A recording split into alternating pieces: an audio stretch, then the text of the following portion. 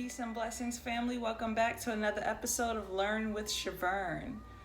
I don't know if you guys caught in the news, Nasdaq has been dropping dramatically in points, which is pretty alarming because I don't know if you guys remember in the past, which tends to repeat itself when we don't learn from the errors of our ways.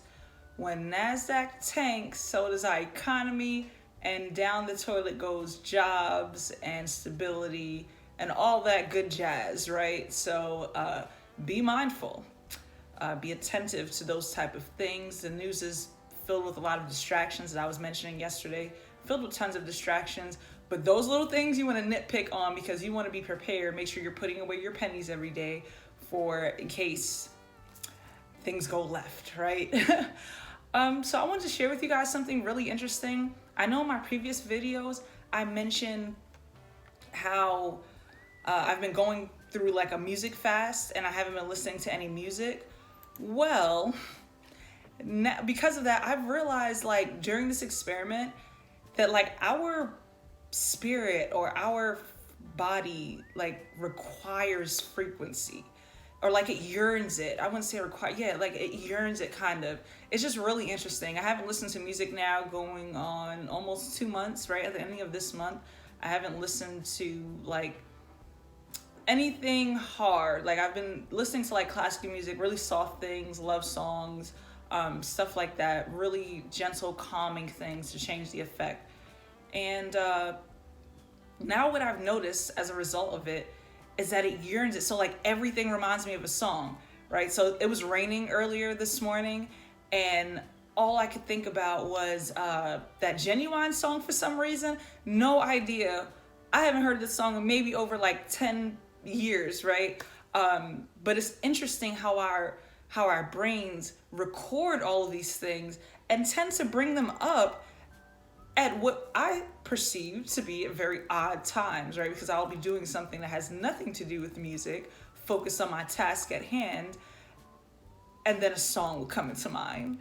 And I'm like, well, is it because I haven't been listening to music? Why my brain is just like, well, Shavern, maybe you should listen to some music and this is a song that maybe we should listen to. I don't know. Or maybe because I've listened to so much music in my past, because I love music a lot, that my brain is like, hey, we're missing some of these frequencies that we used to enjoy to make ourselves feel good, right? But going through a stage of reconditioning, I guess maybe this is one of the side effects of change, right? Because everything we do has side effects. You see those drug commercials on TV and they tell you, oh yeah, take whatever pen and dipsomamine, whatever the case it is. And it does this for you. It's going to cure X, Y, and Z. And all the side effects are these things. Okay, so whenever you do something or make some type of change, there is always a side effect. It can be a good one or it can be an unfavorable one. It just depends on you, how you take it. The lessons to learn from it all, right, is to remain positive despite whatever your human experience takes you through. So that was my mere observation. I thought it was very interesting. If you guys have ever heard of Nikola Tesla, he was a famous scientist back in the day, way before like Einstein and stuff. He has a famous quote that says, if you want to understand the secrets of the universe, you will think in terms of energy, frequency, and vibration. So as we talk about frequency and vibration, yesterday I mentioned that most of our bodies are made up of water, right? Most of it's not made up of mass, this hard tissue stuff, right? It's not made up of mass. Most of it is made up of water. And because water can be affected by frequencies, it's important that we control those frequencies we expose the water in our body to. So with listening to different types of music and different types of hertz, oh, you know what? I did promise you guys that I would tell you about the different hertz yesterday. That it was like a really interesting documentary that I watched about frequencies, and there are tons of different frequencies, but there were like 9 top frequencies that can affect you directly, that can change the frequency of your body and reprogram the mind to do different things, such as being more receptive to love, being cured or free from trauma, healing yourself from devastation. Maybe you're somebody who finds yourself constantly drawn to maybe negative thoughts. You can listen to these frequencies at night and change your frequency while you sleep. Okay, they're called solfeggio. Sorry, it's so weird every time I have to pronunciate that. Solfeggios. Okay, and I will put it below for you guys. In case I am mispronouncing it, the solfeggio solfeggio frequencies are the different frequencies that our mind tunes into subconsciously on a subconscious level. Now, from listening to them, there are different frequencies, like the frequency of nature, the frequency of the earth. It's cool to be in tune with these things, right? Or you should aim to want to be in tune with the frequency of the earth, the frequency of the universe, because whatever you feel, the universe will amplify it.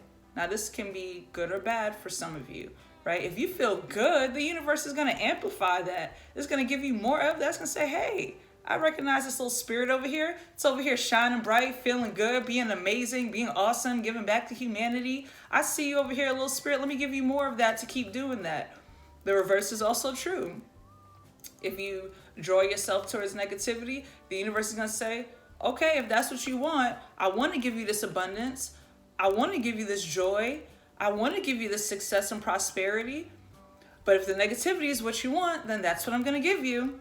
That's exactly how the universe works. That's exactly how it functions. There are laws in the universe that it has to abide by, right? We learned this in science class.